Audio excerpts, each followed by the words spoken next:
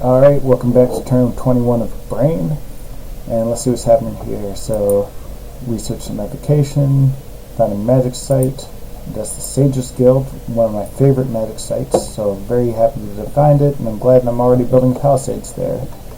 For those who aren't aware, Sages Guild lets you recruit these sages, which are fabulously efficient researchers slash communion slaves, so that's a great pickup. I think it also comes with a free lab. Magic site in Humane, so got some gem deposits there, and a battle in O Woods. So this is between Pangea and Ulm. This is a fort battle. On the Ulmish side, they've got some. Well, this is a sacred commander, so it's like one of their sacreds, but more so some of their sacreds, rangers with crossbows, and then halberdiers to hold the fort, as well as a fortune teller to do community stuff, or rather would do community stuff if there was more than one of her. Pangea, they've got cataphracts, so these guys also have very high protection. I don't know how much these cost gold-wise. This is the Kyrian Lord. I don't know how they got this guy. He's really good. Nature 5, especially in late age, is hard to come by, and he's got this part undead thing, whatever that means. He can turn into a dragon, berserks. Doesn't have a lot of HP, but that's fixable as a commander. Like sloth, and puts dudes to sleep. Then some of these guys, which are berserkers that hit like a truck, a couple crossbowmen, and commander. So, Ulm is firing down at these guys. There's no one to actually man the gates, so Pangea kind of storms in.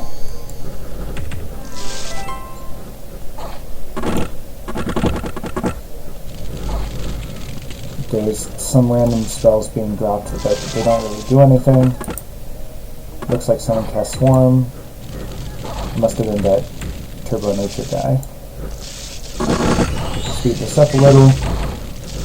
All of these troops have very high protection and not so strong attacks. Like, Cataphracts hit for 16 and 13. These guys, the lance hits for 26, but the other ones don't. So it takes a while for anyone to actually punch through anything here, since they need to get nice dice. But time is not on the Ulm side. Like, they're just simply outnumbered and outgunned.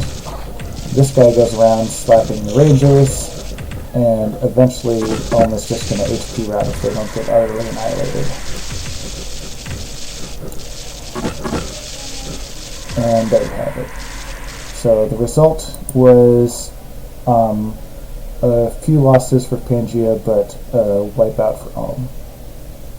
And this fort here now belongs to Pangea.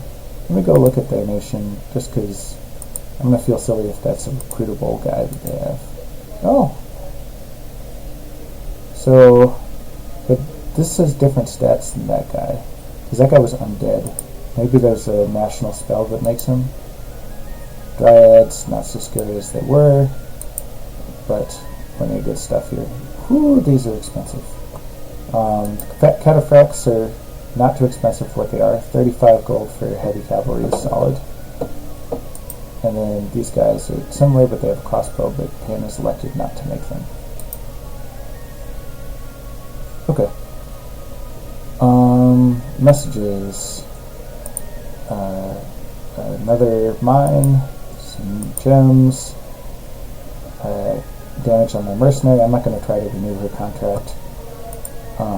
Destruction of Citadel, and then a lot more patrolling happened here, so that directly translates to more income. In the world, Gondwana has all but eaten Yoman. Yoman was expecting a big coalition to fight Gondwana, and that never happened. Now, it's still the case that Arcocephale loops, like, Arcocephale is a logical person to bring in against Gondwana, geographically. Question becomes, what is Gondwana going to do? At some point, they're going to get what's coming to them for having drawn so much aggro, but the question still remains when and how. I would not want to go in against Gondwana without two of Arcocephale, and Bogarus. And I assume that they feel the same way. When your mom said, hey, we should attack Gondwana, my response was, that's a good idea, we should. Let's get a crew together and get a job done, which he interpreted as Leroy Jenkins. So, yeah. Research, still working on Evocation 5 to get Gifts from Heaven. And that should be, that works against pretty much everybody. So, moving into this throne, gonna pick that up, gonna save up some money and build a fort there. At some point I'm gonna want to build a fort here. I'm working on a grand citadel, so that's fun. Anything else worth noting? A bunch of these have become citadels, so I'm taking advantage of the extra mage recruitment. It's going to be pretty much just mages and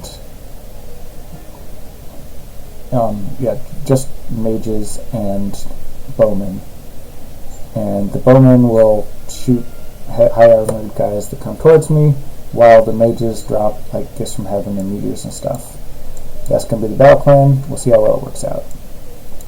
Alright, I think it'll be my turn in just a little bit because I think I'm the last one in. But in any case, that was turn 21. See you on turn 22.